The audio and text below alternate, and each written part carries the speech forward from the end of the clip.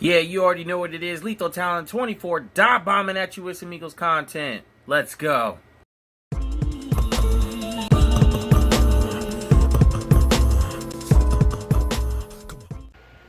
Yo, what up, fam? It's your boy Lethal Talent 24 coming at you with another video. And, yo, man, let's get right into it. So, Jim Schwartz really just came out and officially confirmed that he is going to step down as defensive coordinator for the Philadelphia Eagles. I really do, despite everything that I said about Jim Schwartz, in which most of it, actually all of it was true. I can't help but appreciate what he's done for this franchise and winning us our first Super Bowl. It's funny how, like, really two defensive coordinators in this era, in the Super Bowl era, named Jim Johnson and Jim Schwartz were able to, if not get us to the Super Bowl, win us the Super Bowl, So, shout out to him.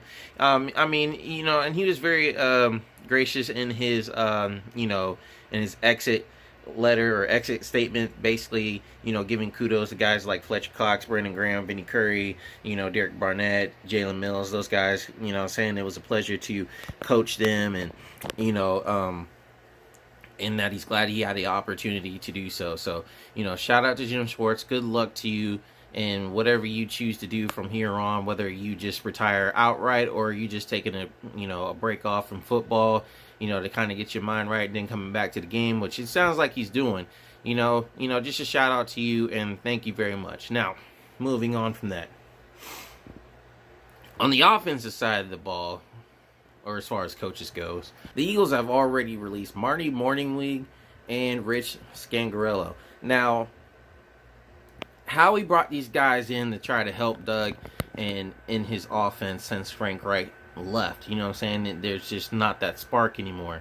And there's been sources that said that Doug Peterson didn't necessarily pick these guys, that Howie and Jeffrey picked these guys, and it seems like they're going to go away from that to like an offensive coordinator. And if it's not Duce Staley, I don't know why they're going outside the tree, because Duce Staley has been the one that's been there, that's kept the running backs right, who's been in the offensive mind of Chip Kelly, and even when Pat Shermer was here with Chip Kelly as our offensive coordinator, he was in there. He's offensively, he's learned that stuff. And now, he was in there with Frank Reich, and, now with all these other guys, he deserves an opportunity to be offensive coordinator. If not, given a shot at a head coach, at least offensive coordinator to see what he can do. You know what I'm saying? And then there's Anthony Lynn that's still out there, so hopefully, he'll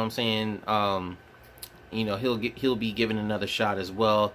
Their offense had no problem scoring. It was just their defense. With Justin Herbert looked good. So, even when Phillip Rivers was there, they did pretty decent. So, we'll see. We will see what happens there. But I definitely think that, the minds of Morningweg and Scangarello should have been enough.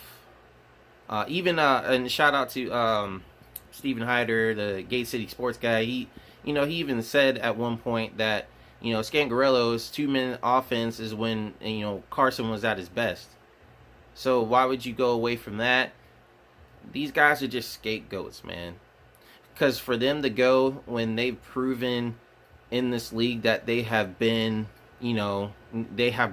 successful in this league as far as offensive coordinators and QB coaches. You guys got Press Taylor still on this team, and it makes no sense. But I knew they were going to do this, because it's like, oh, well, Press is a great offensive mind, and I don't want to hear that stuff. Yes, he came up with or he researched or scouted the Philly special and thought we could implement it in the playbook and during the Super Bowl. Good for you, but it takes more than that to be a offensive coordinator and an offensive mind. Plus, he's been a detriment to Carson Wentz's QB game. You know what I'm saying? And that goes a long way, and that's just something we definitely don't need. I mean, Howie is not doing the best to put Carson in the position to succeed when it comes to that. And or Jalen Hurts, for that matter. So, from here on, we'll just see how that goes to see if they do move on from Press Taylor. I hope so, and I hope they give a closer look to Duce Staley. Now, like as far as Carson Wentz goes, and everybody's talking about his contract and whether or not his as far as trade value and all that stuff, and whether or not the Eagles want to move on from Carson Wentz, and if they can resalvage or just salvage their relationship. Even I've seen reports even that they're trying to get Zach Ertz in on it, and I'm just like, I'm thinking to myself, if y'all couldn't get right with Zach Ertz, what makes you think you're gonna get right with Carson Wentz? Because Zach Ertz is, Zach Ertz is one of Carson Wentz, or if not Carson Wentz's best friend. Just like Jordan Matthews was before y'all made him kick rocks to Buffalo when you traded him for Ronald Darby.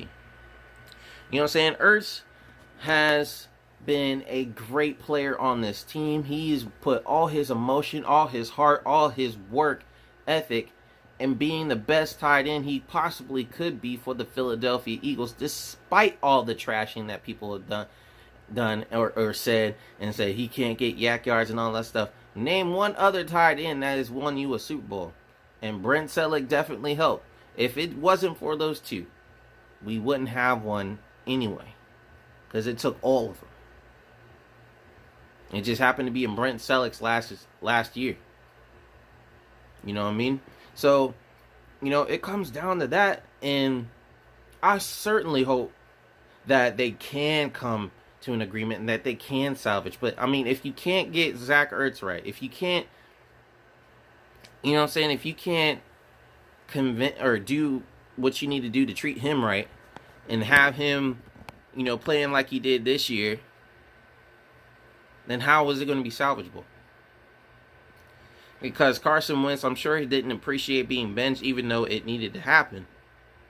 But that's not what he definitely wanted. And when you go out there and Jalen Hurts, yeah, he beat the Saints, but, I mean, we really didn't play much better. I mean, he was 7 of 20 in the game against the Washington football team in the last game. So, I mean, what does that tell you? As long as you don't let him beat you with his legs, he's not going to beat you with his arm. And that's just not what we need in a quarterback. We need an all-around quarterback, and that's what we need. And Wentz may not be that mobile or as mobile, or he definitely isn't as mobile as Jalen Hurts.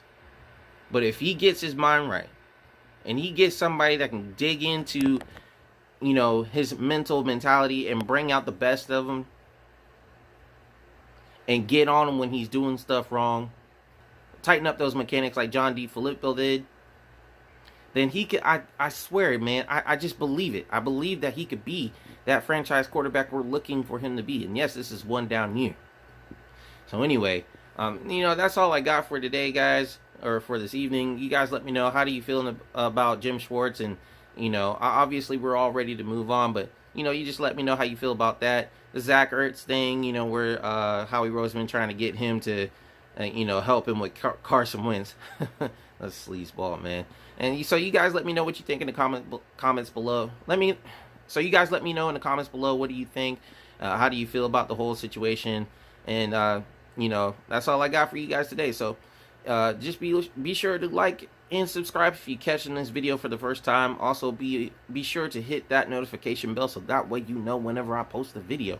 Other than that, guys, that's all I got. So, Bird Gang, keep your talent sharp and go Birds. EAGLES, Eagles, and that's what's up. You guys take it easy. Peace. Every time they put me in a battle, I'm lethal. Nigga too sweet and low, you ain't equal. Shut 'em down.